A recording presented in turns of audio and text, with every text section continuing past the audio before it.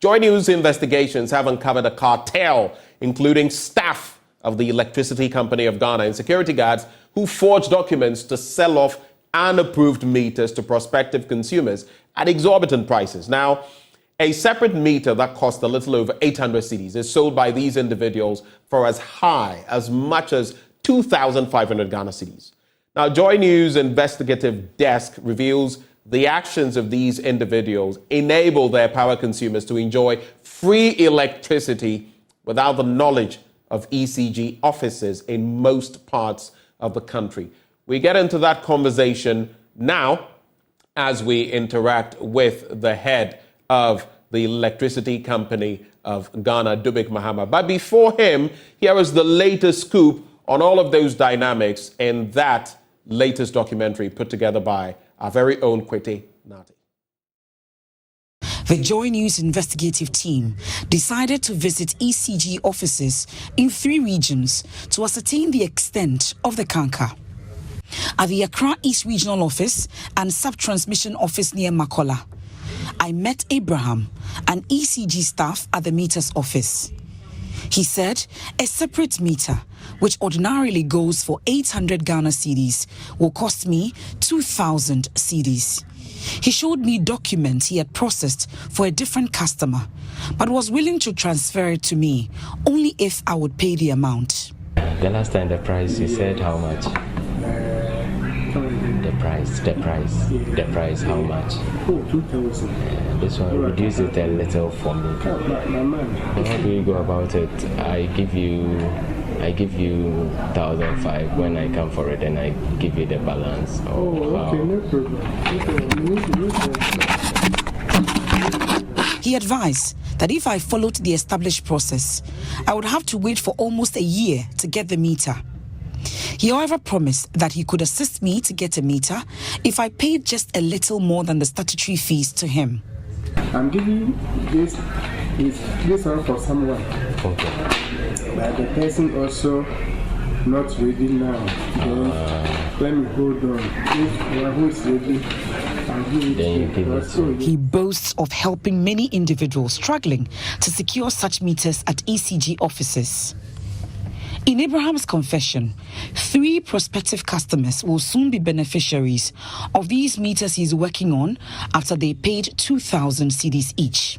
This meter for someone, so Okay. and program it 6 years 2 weeks. Okay. But it's not reflecting. So there's a prepaid. Okay. Have to reflect. Okay. You use the card to buy.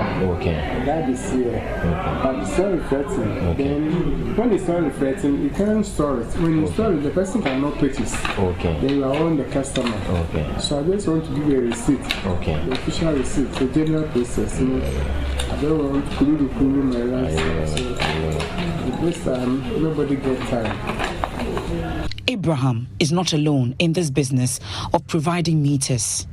But this Energy Commission staff who identified himself as Jerry at the Kwabenya office of the ECG is another operative in this trade. This is the exact district the ECG identified over 15,000 customers who were using power illegally. Jerry promised he will help me acquire a meter. He asked me to pay 2,500 cedis. I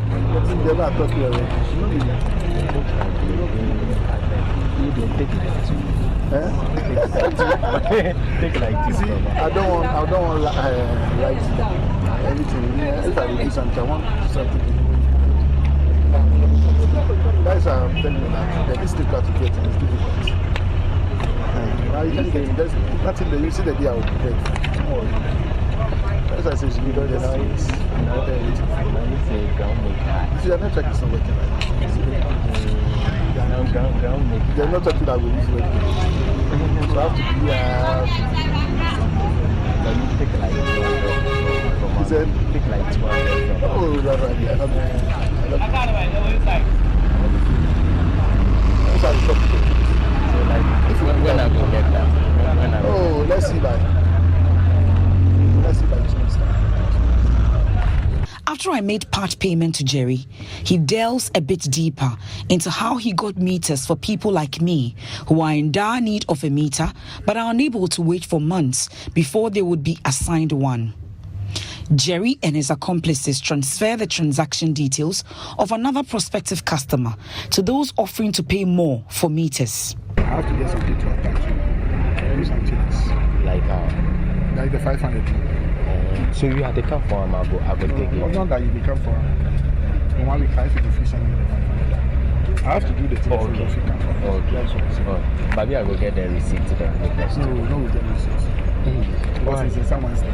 It will every two. When I give it to you, go and check it. Every two will be in the contract. At the Achimota ECG office, I came across this ECG contractor. He gave his name as Sammy. He blamed the difficulty in acquiring meters on the shortages in the system. He also charges at least 2,500 cedis to provide separate meters. Maybe I can't tell you the man or 1.5. And those are the interesting tales. These are the things happening in our, private, should I say, public institutions like the Electricity Company of Ghana. Well, we have a conversation now with Samuel Dubik Mahama, who is Managing Director of the Electricity Company of Ghana.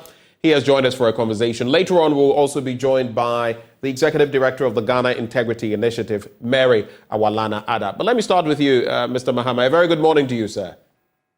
Good morning, sir. How are we? Hello, Mr. Mahama. Can you hear me? Yes, I can hear you. Good morning. Great. It's good to have you. I already had some concerns I had wanted to share with you this morning, so it's good to have you join the conversation. But are you aware of all of this that is going on in terms of the meters and how they are being sold to the highest bidder, so to speak? Are you aware of this? I am very much aware, and this saddens me.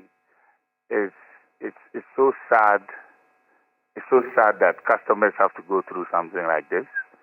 It's so sad that staff of ECG will collect monies like this, and not even a quarter of that money comes into ECG's coffers. I must categorically apologize to our customers who've gone through this. This is not supposed to be how we do business. We are very sorry, and we intend to fix this problem. Now, in identifying this after taking office, one of the main things we decided to do was to start what I call the loss reduction program. Under the loss reduction program, the processes of getting a meter has been structured in such a way that it is electronic. The human interface has been reduced drastically, where it is only the point where the Energy Commission electrician, certified Energy Commission electrician, and the estimator go to the area to verify the location of the property. But it is clear that whenever you close one loophole, another one comes up. Because now, from one of the videos, I think the Kwabenya one, you can clearly see the gentleman who is an electrician who is certified by Energy Commission, now having to create his own group of people, and they now collect ahead of to see how they can fast track your service delivery. It's sad, it's difficult, but it's not something that we cannot do.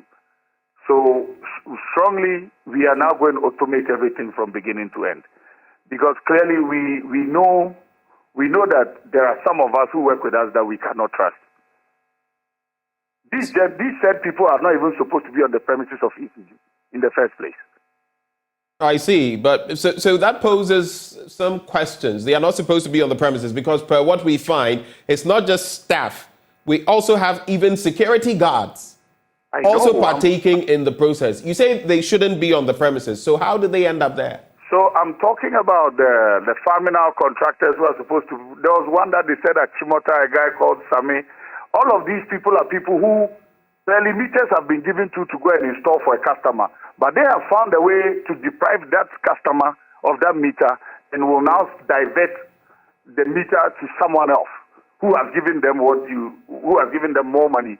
And that also distorts the information in the systems within ECG. It's mind-boggling because in one breath they seem to think that they are helping, But in a different space, they are not. If you take the incident in Accra, is the Makola one. You ended up installing a postpaid meter that was never read for how many months? You understand? So the company keeps bleeding. The company is closing the gaps. And to be very fair, the next question we need to ask is, after we've all seen these videos, should these people still work at ECG? And that is the question, because from what it's a cartel. I'm sure the veins of same stretch across the country. But they issue forged documents. How is that possible? So, as I said, now we've gone very, very cashless. We now have a system where even the whole process has to start from online. But now, to those who are so gullible that they haven't actually approached the main office, because you see what your man did was, people met him outside the building. So those who are not so, what I would encourage is, anybody who needs service from ECG, please enter the ECG office. Speak to someone within ECG. Speak to the district manager. Speak to the district commercial officer. You need to speak to people within ECG, because when you speak to those outside, they are the ones who've created their own cartel. What saddens me is that so these are basically Guru boys and girls. That's what you're saying. Exactly. Okay. I'm not saying no. I'm not saying that. There are some that are ECG staff, and from the video we have seen those. Yes, but you're also saying that there are Guru boys and girls there, not just ECG staff. All right. Yes. I get that. So, you just hold for me, Mr. Mahama. You're aware of the presence of these Guru boys and girls. What have you done about the situation? And to add to that, you're saying that people should go inside and interact with ECG staff. I get that. That is the right thing to do. But the process tends to be lengthy. And people are, from what I have gathered on the street, are always complaining that the process is lengthy. And it almost appears that sometimes they'll keep making it lengthy until you pay something. So what are you doing about those two angles? To talk about, I don't want to say something that would mean like we are looking at the integrity of the video. That video is sacrosanct, and I intend to rely on it. But from the time frame within which this investigative piece was done and what ECG is doing today is that I'm telling you, your new service request starts from online. Okay. So basically, 85% of the problem you've just seen has been solved. So when you go on the new ECG app, there's a service request portion at the top right corner where you click on and follow the requisite steps before you come into the office, where your transaction IDs are all generated for the process to be completed.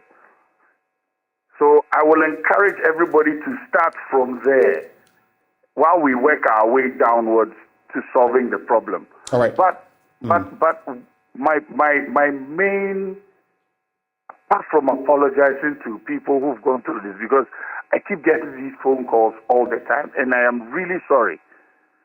And I cannot blame anybody else but myself and the institution for people going through this. Again, if you've been through this, please visit our office immediately, because you know what I have found out is that there are service requests, but I do not have the people's details in my system. Wow. And the phone numbers that are in my system for new service delivery, when I call them, it goes to Guru Boys. So now I currently have meters sitting down for new service, but I can't find the people. That's quite a curious situation you have to deal with. But hold for me, Mr. Mahama. There's at least one there's a crucial bit I have to put to you before you take leave of us. But please permit me. Let me bring in Mary Awalana Ada. She's Executive Director, Ghana Integrity Initiative. Mary Ada, with all of this going on, of course, integrity is crucial. How has your organization received news of this latest documentary piece? Thank you very much. Good morning to you and to your listeners, and also to the CEO of the ECG. It is one of the issues with service delivery totally in our context has manifested some of these, and so it is not out of the blue that we see the ECG under reference this morning. It is one of the unfortunate things we would want to hear. However, that is it. Judging from what Kwesi has done, you would realize that it is a common feature because he didn't do this just in one location. He went at least around 3 regions of the ECG to do this. Meaning it is a common feature which we are not at all surprised about. And we also know for a fact that when it becomes or it gets to the levels of impunity, it becomes very difficult to deal with. It's become the mainstay of the people. It's become what they do on a daily basis, and so they do it with impunity and get away with it. So for us, it is very painful to know that I want to acquire a meter and I do not get it when I need it, but I need to go to a betweener or a guru whom the CEO is acknowledging. How do we then, going forward, remove some of these barriers to service delivery for the people of Ghana to ensure that we have the best? He says we have the online system going on, but I can bet you that if you go out there today, the frustrations which have been projected by Kwesi would still feature. And so it's worrying that public servants we pay to do certain jobs are wrongfully amassing wealth for themselves. And when we talk about them, not much is done to reverse the situation. The level of integrity in the process must be high. Let's see better than just saying that we have a process which is taking away most of these systems. We know just last week we are still receiving complaints in the ILAC about some of these issues. We have received a lot of them, and we would not mind at all sharing. Well, like you say, this runs across, the length and breadth of our agencies, administrative and otherwise public institutions. Mr. Mahama, right before I come back to Mary Ada, you mentioned, did you say 87% or 82%? I said about 82%. 80%. I said 80%. So about 80% of this has been done away with. When do you project we can have a seamless process where there is no such interference, where people, Guru boys, staff of the ECG, security guards or whatever, will be completely cut out of the system? I'm hoping before the end of the year. We are in the test environment. We are testing a few other aspects of it for it to go live. And as soon as that is done, in the next month or two, after the testing phase, we'll put it out there, and then the whole thing will be streamlined. Last week, Friday, ECG staff went out on an engagement tour with everybody as part of customer service month, and what they did was to also educate people on the app.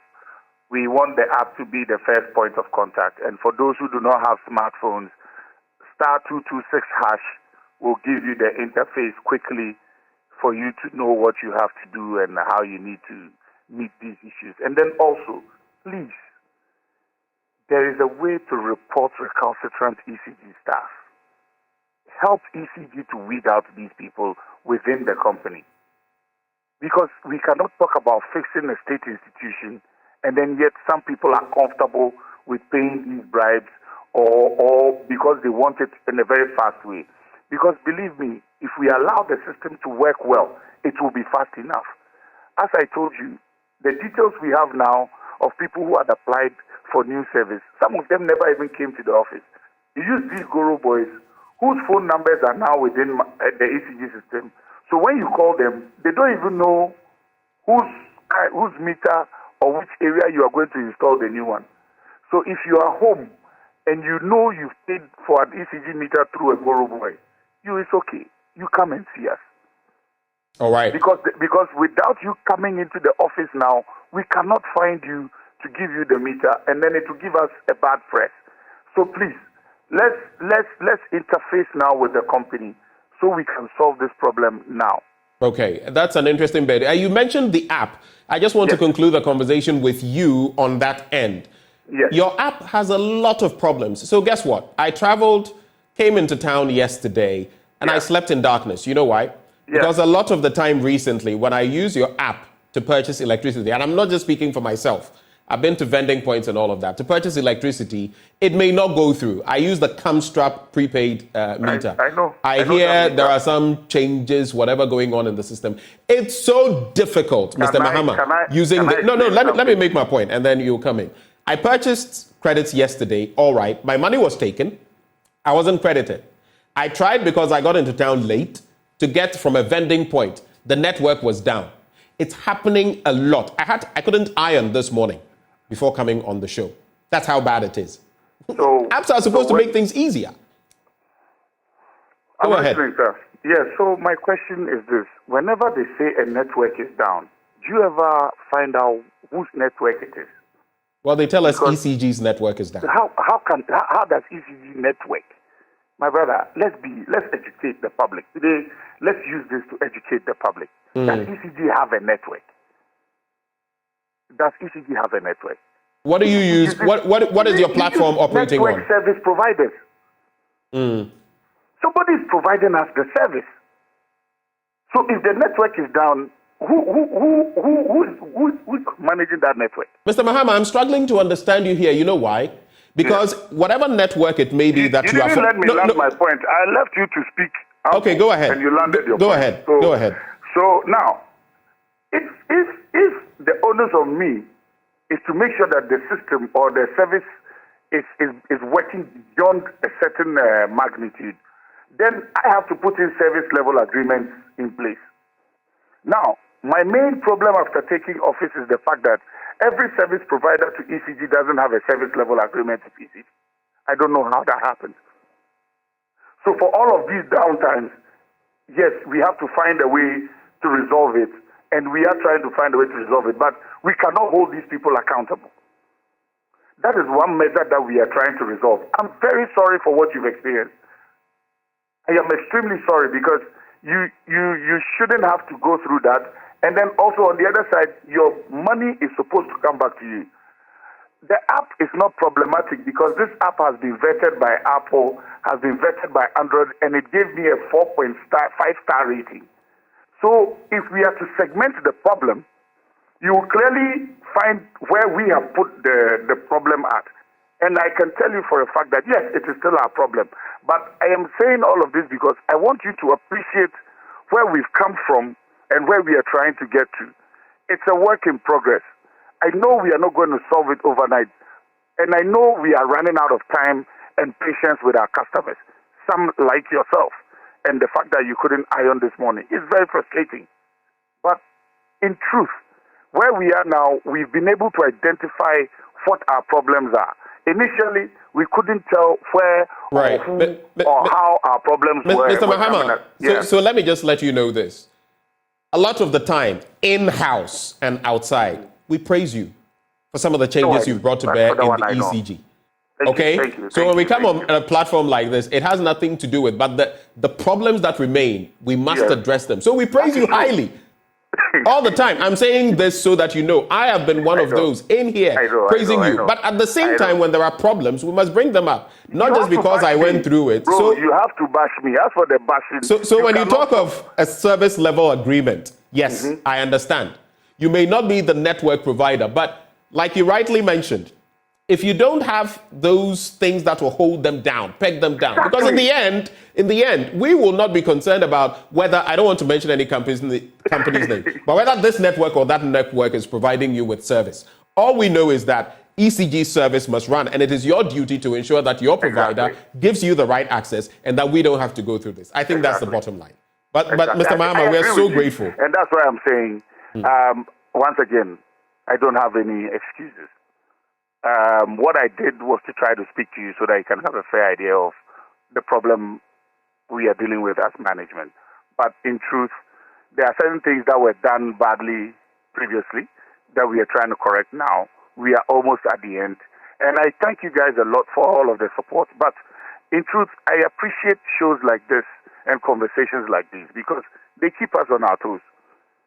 Mr. Mahama, right. We're so grateful. You've been so helpful this morning, and we wish you the very best as you root out all of these problems and try to resolve them. Mr. Samuel Dubik Mahama is Managing Director of the Electricity Company of Ghana. Let's support, like he said, those of you who have also procured meters through the wrong way. He's saying, no wahala, come and let's remedy the situation so that moving forward, you can actually do the right thing. They will not arrest you or anything like that. Mariada, Madam Mariada, you have the final word. What is the way forward from where you sit? So before that, what I would want perhaps Samuel Dubik to also reflect over is the fact that when we put in place mechanisms and the bureaucracy around them takes forever to enhance or promote citizens' demand and procurement of services, then it also facilitates the cutting of corners. Because as you indicated, if you had any other avenue to procure, you would have gone through that because of the frustration. And so they should pay attention to ensuring that the services are so fluid and they do not truncate with some of these complaints of network quality not being there. Sometimes we know for a fact that sometimes in some of the instances, people intentionally put in place these hurdles to ensure that the service is not delivered as should be. Again, let's remember that it is not the citizens' demand for quality services from ECG or any other service provider is a right, and for that matter should be treated with respect. So if we keep people's applications for a year without acquiring a meter, then the person would become desperate to the extent that they are engaging in some behaviors that are not acceptable. And as he indicated, we should help ECG. We are doing our part by taking the complaints of citizens who are very angry at the system. Right. Some of us, they should, as a matter of agency, do that. But then transparency would cure all the darkness. Let's throw some sunlight into the process.